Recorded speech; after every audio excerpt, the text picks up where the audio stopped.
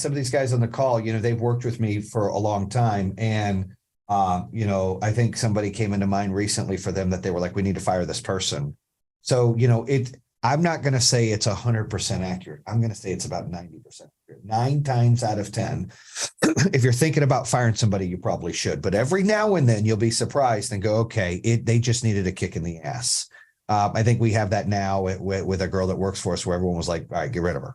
Well, now it's like, okay, well, maybe she might be able to step up. We'll see. Time's to tell. I mean, I've never, ever, ever in my life have said, oh, I shouldn't have fired that person. Never. Yeah. People don't want to feel like they're putting in the same work, getting paid the same if someone taking advantage of it and you're not strong enough to move on from them. That's going to bother them. There'll be resentment. And there shouldn't have to be, but there is. Yeah. I mean, that's the 80-20 rule that I kind of live by, right? Like, that's why I'm always replacing, the bottom 20% or believe in that in most cases, because they're the ones that are holding everyone else back. And then those folks are getting resentful because, they're just riding the train. They're not moving the train. They're not pushing the train. They're just taking the ride. So if it's your first time, it's always hard. I've done it probably That's why it's so hard. Times, and I'm such a bubbly.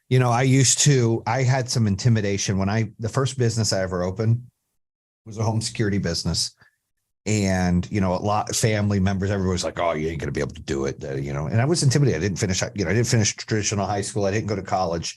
And I was hiring people older than me that had education. So I was intimidated.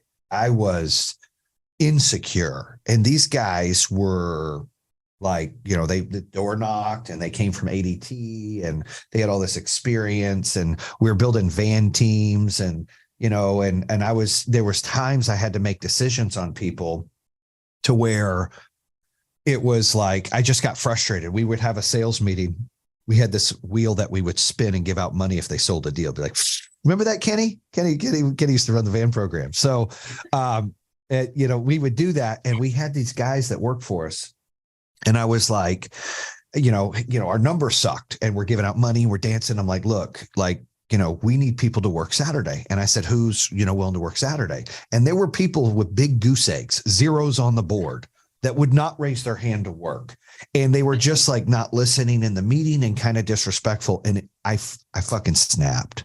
I snapped and I said, so nobody's going to do it. And I said, well, so I looked at one guy, I said, hey, you've got 0. You're not going to work Saturday. So no, I said, get the fuck out of the office. Like I did it the wrong way. The fuck out of the office. He walked out and then I looked at anybody else. I said, anybody else with a 0 not working Saturday? Now it took me all of this, anxiety, all of me harboring this. How do I do it? Holding on till I snapped. You don't want to go to that point, right? Because I could have just, moved on from people. Now with all these years and thousands of people, unfortunately, more thousands that I've hired, but several hundred to 1,000 I've probably personally fired. I just keep it short and sweet. Hey, I think we're going to go a different direction. I wish you the best. I'll give you a great reference. Less is more.